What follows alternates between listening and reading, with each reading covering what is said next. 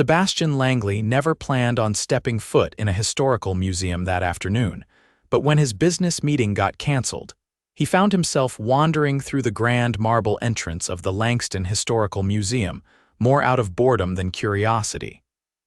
He didn't do museums. Not because he wasn't intelligent, he was a self-made millionaire, after all, but because he preferred things that moved fast. High-stakes investments, luxury cars, private jets. History was slow, frozen in time, and Sebastian had never been a man who looked back. Yet the moment he stepped inside, his gaze landed on a woman standing in front of a towering display of ancient artifacts. She was speaking passionately to a small group of visitors, her hands moving animatedly, her brown eyes bright with enthusiasm. "And this," she said, pointing to a gilded sword encased in glass, belonged to a nobleman who defied an empire.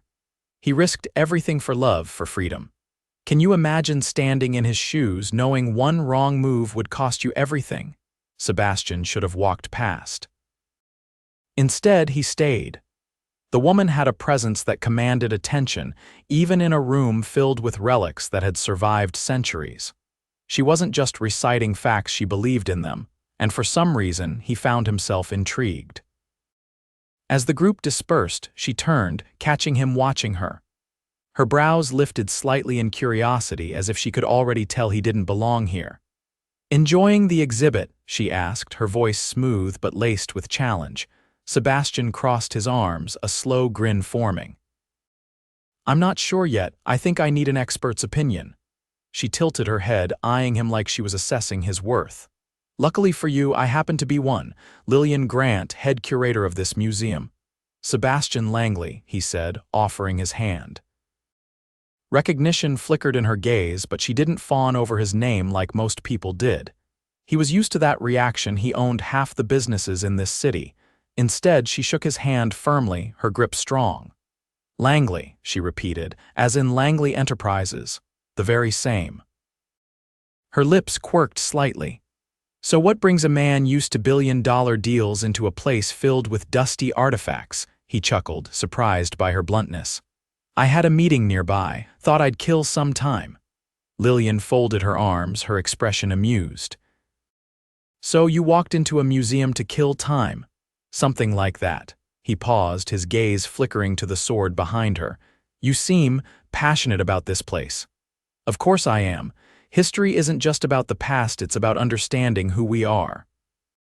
Every artifact here tells a story of love, betrayal, sacrifice. It's not just a collection of objects. It's humanity, frozen in time." Sebastian wasn't sure why, but something about the way she spoke made his chest tighten. He knew ambition, he knew strategy, but passion. The kind that made someone light up just talking about it. That was something else entirely. "You really believe that?" he murmured. "With everything in me," she said without hesitation. He should have walked away then. But instead he found himself asking, "Would you be willing to give me a private tour?" Lillian arched a brow. "Private tours are reserved for donors." Sebastian pulled out his wallet without hesitation, slipping out a sleek black card. "How much?" Her eyes narrowed. "That's not how it works." He smirked. "I have a feeling everything has a price." Lillian exhaled sharply, shaking her head. "You think money can buy anything, don't you?" "It usually does." She stared at him for a moment, then without taking the card turned on her heel. "Fine, follow me. But I'm not giving you the polished version. You'll get the real stories, not the ones written in textbooks." Sebastian found himself trailing after her, a strange, unfamiliar feeling creeping into his chest. He didn't know why he was doing this. He didn't do museums, he didn't do history. But for some reason, he wanted to hear her tell him a story. And he had a feeling that Lillian Grant was going to be the most fascinating one of all. Lillian led Sebastian down a dimly lit corridor lined with glass cases, her steps purposeful, her posture straight.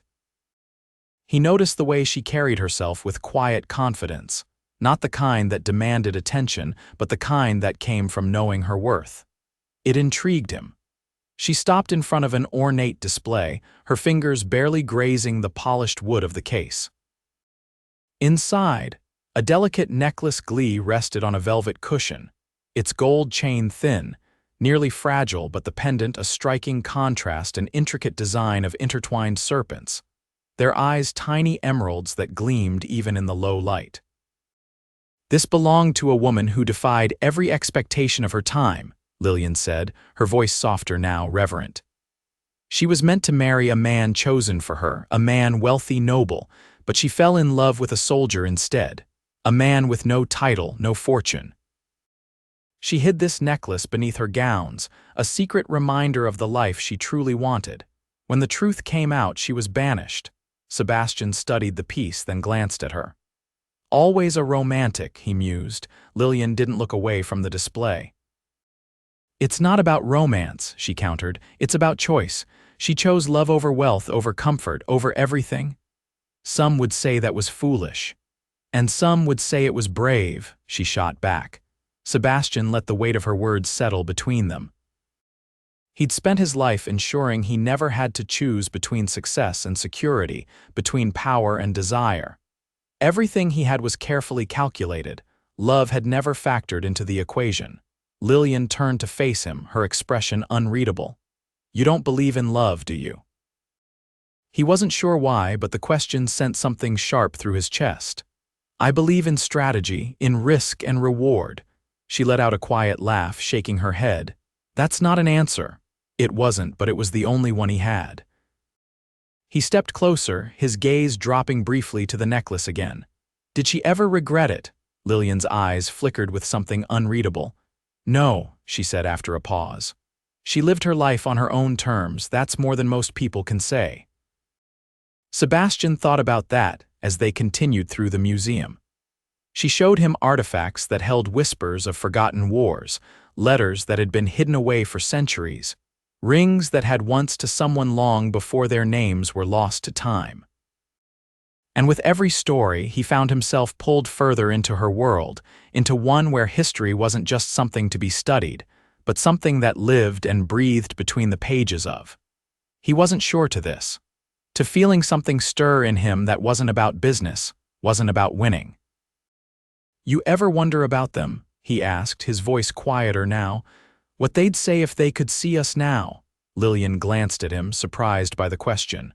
"All the time," she admitted. "I think they'd remind us that life is fleeting.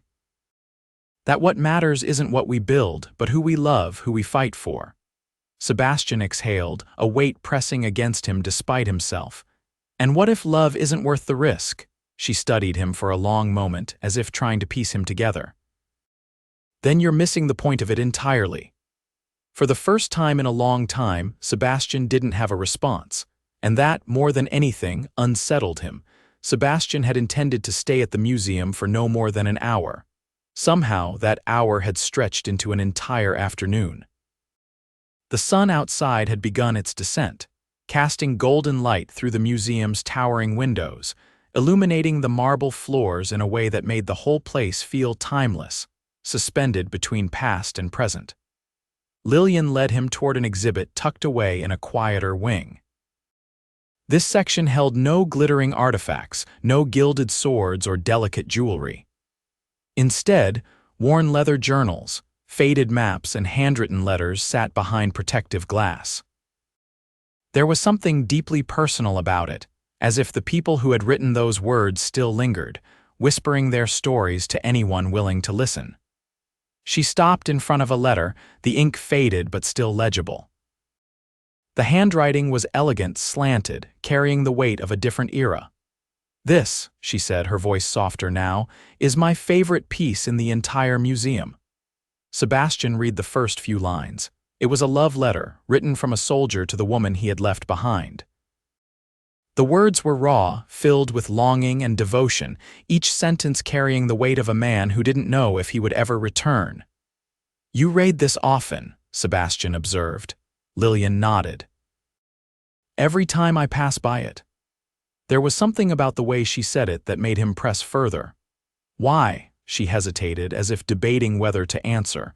Then, after a pause, she said, "Because love like this is rare. It's not polite or convenient. It's messy, desperate. It defies circumstance." Sebastian let the words settle between them. He had always viewed love as a complication, something unpredictable and therefore best avoided. Yet standing there, reading the inked confessions of a man who had risked everything for a single chance at happiness, he couldn't deny the power of it. Lillian turned to him, curiosity flickering in her eyes. "You've never been in love, have you?" The question caught him off guard, but he didn't deflect. "No," she studied him, as if searching for cracks in the carefully constructed armor he wore. "And why is that?" Sebastian considered his answer. He could have said it was because love was impractical, that it required a level of vulnerability he had never been willing to embrace. But instead, what came out was, because I've never met someone who made me believe it was worth the risk. Lillian held his gaze for a long moment, the air between them charged with something unspoken. Then she turned back to the letter, her fingers grazing the glass. "The soldier who wrote this," she said, "never made it home, but the woman he loved kept this letter until the day she died. She never married, never moved on. For her, this was enough." Sebastian exhaled slowly. "That's devotion." "That's love," Lillian corrected.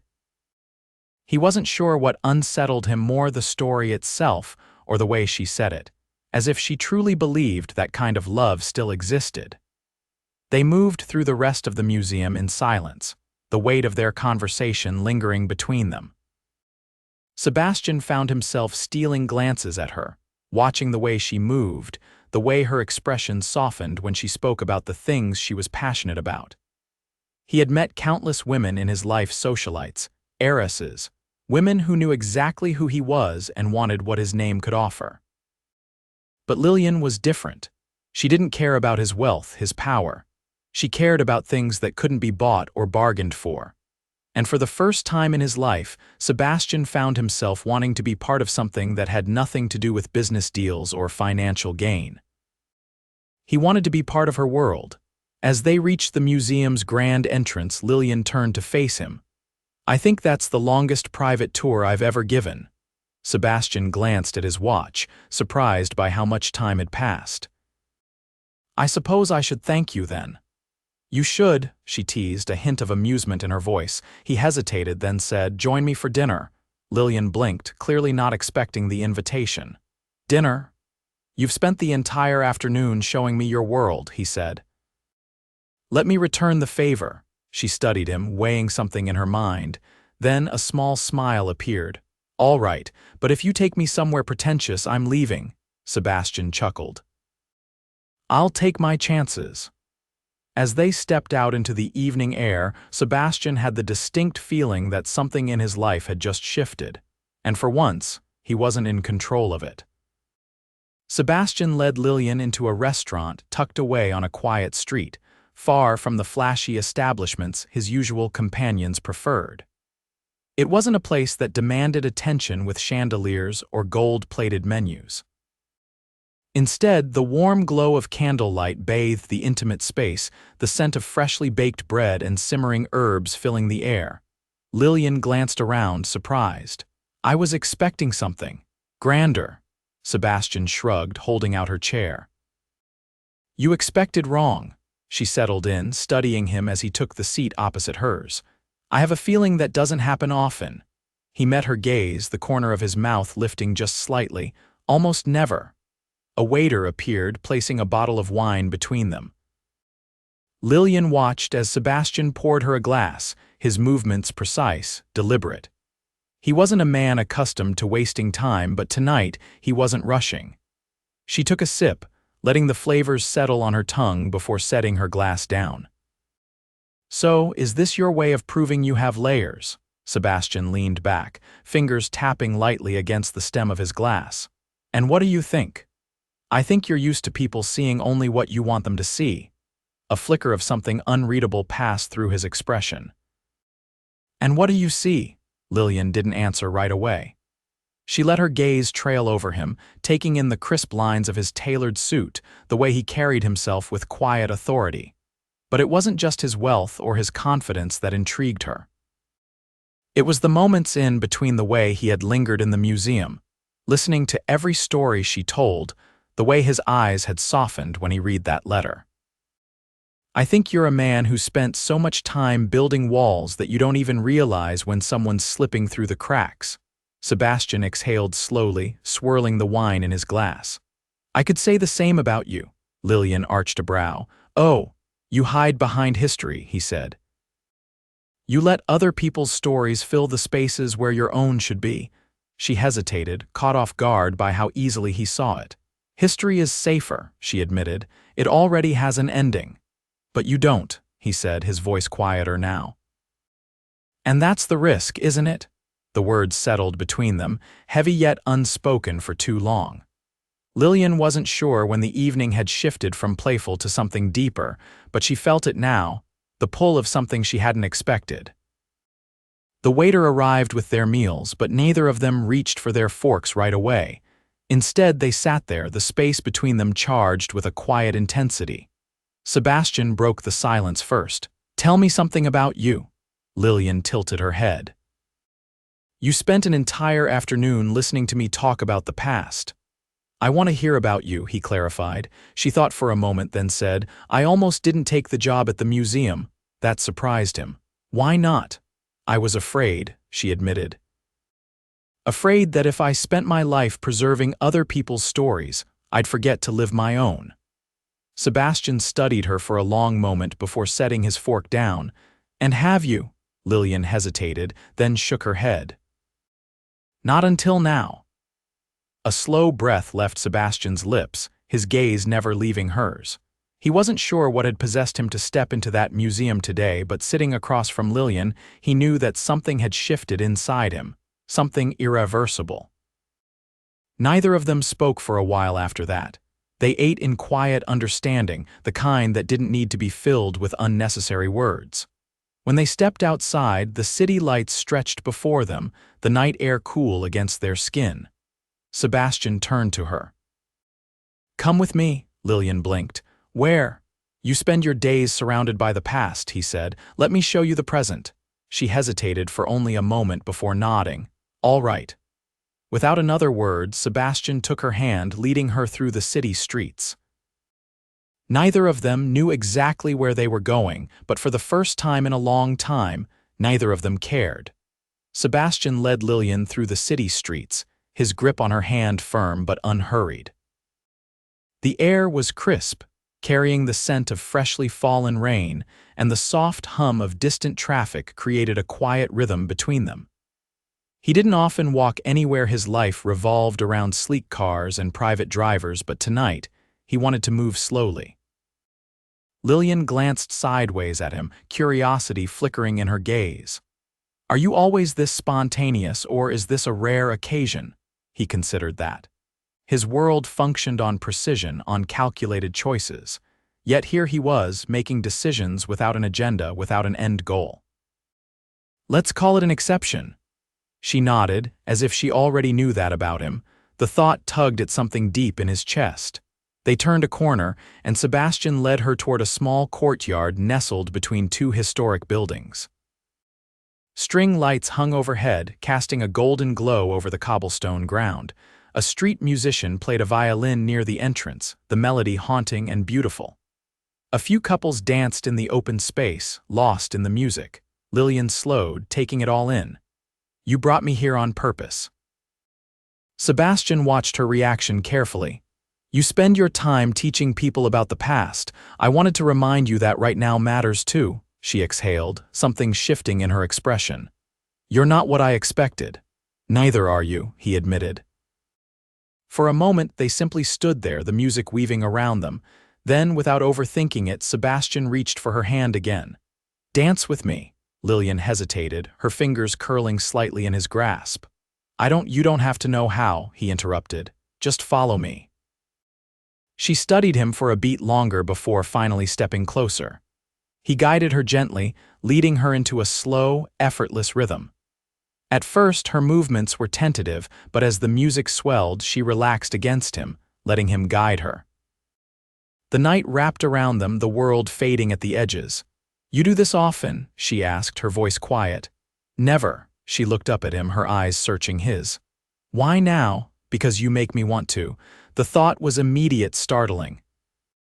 Instead, he said, because I wanted to see if you'd let go for once. A small breath of laughter escaped her, but her fingers tightened around his. You're impossible. And yet, here we are. The song ended, but they didn't step apart right away. Lillian's heartbeat was steady against him, her warmth seeping through the space between them. He had spent years avoiding moments like this, refusing to get tangled in something that could pull him under. But with her, he wasn't sure he wanted to fight it. Lillian finally pulled back, her gaze steady.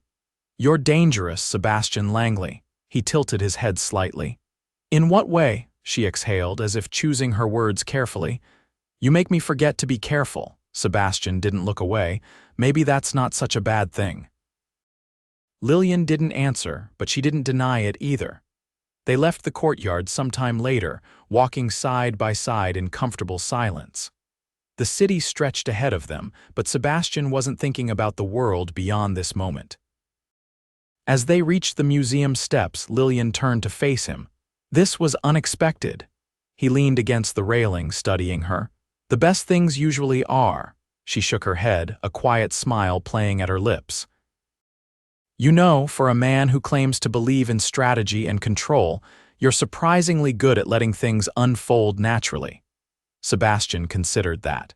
Maybe I just needed the right reason. Lillian held his gaze, something unreadable passing through her expression.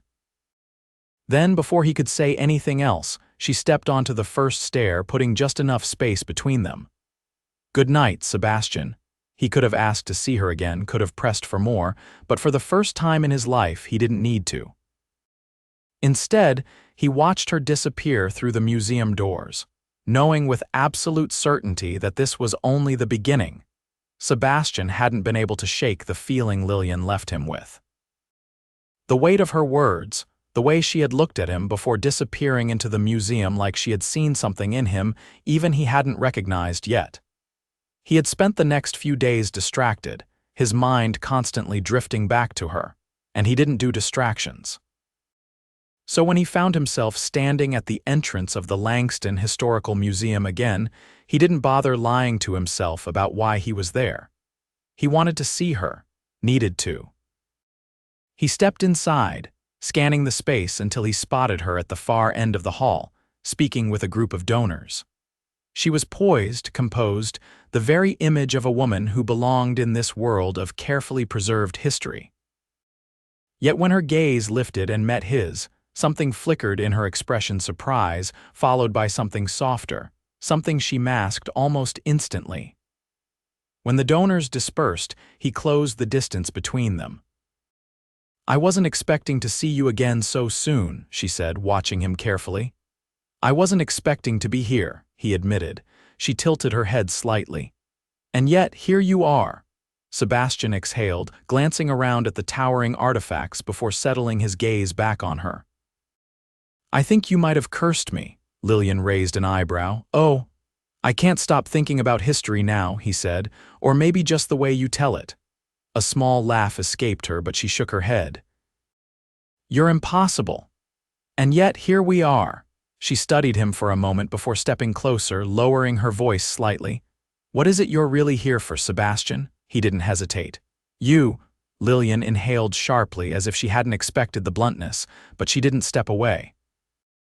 You're not an easy man to read, she murmured. I don't think I've ever wanted to be, he admitted. But with you, I don't see the point in pretending.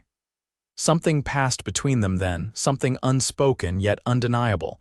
Finally, she sighed, shaking her head. You're used to getting what you want, aren't you? Sebastian leaned in just slightly, his voice low. I didn't realize until now that what I wanted could change. For a long moment, she didn't say anything. Then, finally, she exhaled and glanced toward the museum entrance. Come with me. Without another word, she led him outside, down the quiet street until they reached a narrow alleyway that opened into a secluded courtyard. It was different from the one he had taken her to, less polished, more raw. Ivy curled around the aged stone walls, and in the center stood a single weathered bench, the kind that had seen decades of whispered conversations and stolen moments. She sat, motioning for him to do the same. He did, watching her carefully. This place, she said, glancing around, was where I used to come when I needed to think, to remind myself why I do what I do. Sebastian rested his forearms on his knees, studying her. And why do you? She hesitated, then said, because the past teaches us about the future, about ourselves. Every story I preserve, every artifact I fight to protect, it's not just about what came before, it's about making sure we never forget. He nodded slowly, understanding more than she probably realized. He had built his life around looking forward, never back, but maybe she was right. Maybe some things were worth holding on to. She turned to him, her expression unreadable. What about you, Sebastian? What drives you? For the first time in a long time, he didn't have an immediate answer. Money, power, success, those had always been his motivations. But sitting here with her, those things felt distant, insignificant. I used to think it was control, he admitted. The ability to shape my own future, to never be at the mercy of someone else's choices. And now, she pressed, her gaze unwavering. He looked at her then, really looked at her. Now, I think I might want something I can't control. Lillian's breath hitched slightly, but she didn't pull away. I don't do this, he continued, his voice quieter now. I don't chase things that don't come with guarantees. But you, he exhaled, shaking his head. You've made me rethink everything. She swallowed hard, her hands gripping the edge of the bench. Sebastian, I know, he interrupted gently. This wasn't supposed to happen, but it did. She closed her eyes briefly, as if warring with herself. Then, when she finally opened them again, there was no hesitation. I don't want to be a passing fascination for you, she said, her voice steady. You're not, he said immediately. Whatever this is, it's real. And I want to see where it goes. Lillian searched his face, looking for any sign of uncertainty, but she found none. Finally, after what felt like an eternity, she sighed, a slow, knowing smile pulling at her lips. You're relentless. I've been told, he murmured. She shook her head, but this time she didn't fight it. Instead, she reached for his hand, threading her fingers through his. And just like that, the walls they had both spent years building began to crumble. Months passed, and what had started as something unexpected had settled into something real. They navigated the uncharted territory together, Lillian teaching him to slow down, Sebastian showing her that sometimes the future was just as important as the past. One evening, as they walked through the museum after hours, Sebastian stopped in front of the display case that held the soldier's letter. Lillian watched as he studied it, something unreadable in his expression. What is it? She asked. He turned to her, his gaze steady. I don't want our story to be one that's left behind in glass. She frowned slightly, confused. What do you mean? Sebastian reached into his pocket, pulling out a small velvet box. Lillian's breath caught as he opened it, revealing a simple yet stunning ring, one that held no extravagant diamonds, but instead a single emerald, just like the ones in the necklace of the noblewoman who had once defied an empire. I want to build a future with you, he said, his voice steady. Not just a moment in time, but a lifetime. Lillian's eyes filled with tears, her hand covering her mouth. Marry me, he said simply. Be my history, my future, my everything. She let out a shaky laugh, nodding before she could even form words. Yes, she finally whispered, throwing her arms around him. Sebastian held her tightly, pressing a kiss to her temple. And just like that, their story became one worth rewriting, one that would never be forgotten.